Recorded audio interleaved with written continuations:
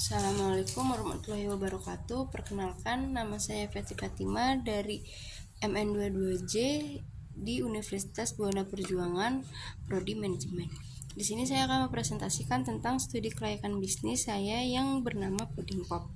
Materi yang akan saya jelaskan yang pertama adalah latar belakang pada bisnis, yang kedua kajian aspek legal pada bisnis, yang ketiga ada aspek pasar dan peluang bisnis, yang keempat ada kajian aspek sosial dan ekonomi, yang kelima ada aspek teknik dan teknologi, dan yang keenam ada aspek finansial.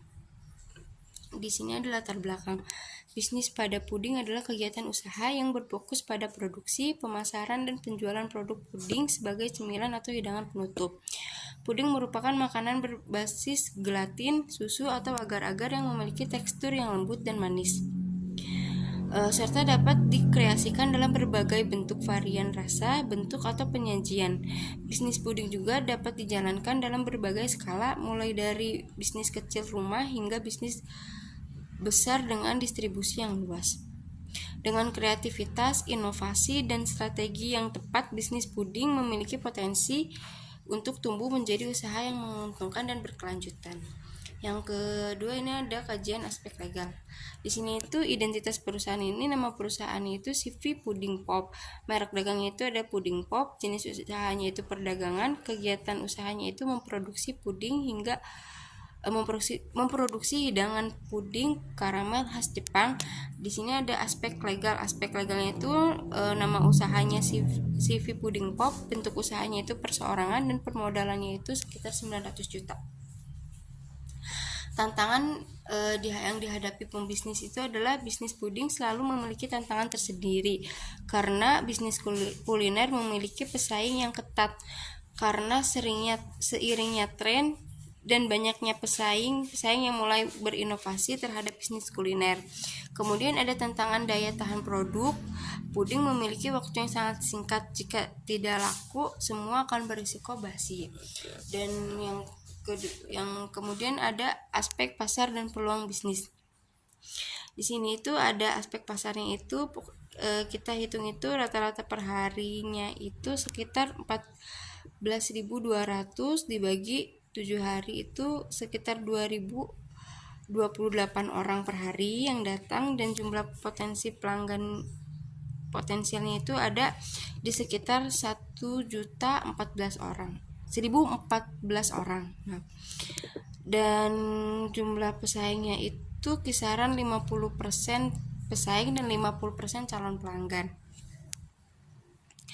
Dan diperkirakan perusahaan dapat meraih 70%-nya dari pelanggan dan 70%-nya itu dari calon pelanggan. Di sini juga yang pelanggan yang sudah kami layani itu sekitar 507 orang, dan yang belum terlayani juga sekitar 507 orang. Kemudian di sini ada segmen pasar yang dipilih. Segmen pasar yang dipilih ini kita rata-rata per hari itu ada 1.692 orang per hari, dan jumlah pelanggan potensialnya itu sekitar 846 orang.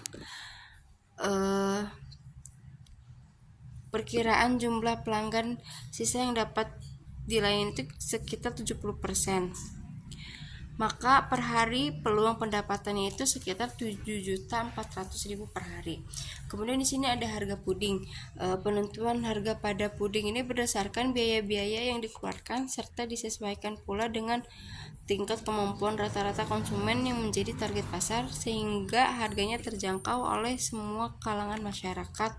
Harga setiap produk bervariasi, yaitu untuk puding ukuran kecil itu kita jual dengan harga 25.000 sampai 30.000, dan untuk puding yang ukuran besar itu kita jual 40.000 sampai 60.000, dan untuk minumannya itu kita jual dari harga 15.000 sampai dengan harga 25.000 per gelas.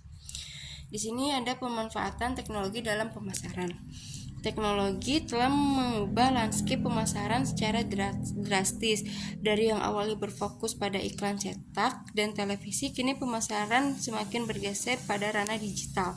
Berikut pemanfaatan teknologi, yaitu yang pertama, pemanfaatan teknologi informasi dalam pemasaran dapat dapat tugas dan tanggung jawab, sehingga tidak terjadi miskomunikasi. Yang kedua, ada pemanfaatan teknologi internet dalam pemasaran dapat dimanfaatkan oleh pelaku usaha untuk mempromosikan produknya. Yang ketiga, ada perusahaan dapat membuat keputusan yang akurat berdasarkan pengumpulan data pasar dan data pelanggan. Kemudian di sini ada kesimpulan presentasi. Bisnis puding ini memiliki potensi besar khususnya di Indonesia. Namun bisnis ini juga memiliki persaingan ketat yang mengharuskan inovasi dalam rasa dan penyajian yang menarik pelanggan. Strategi pemasaran yang efektif melalui media sosial dan promosi lokal juga penting untuk meningkatkan kesadaran dan permintaan. Bisnis puding ini adalah bisnis yang menjanjikan jika dikelola dengan inovasi produk, strategi pemasaran yang tepat, dan efisiensi operasionalnya. Begitu saja. Wassalamualaikum warahmatullahi wabarakatuh.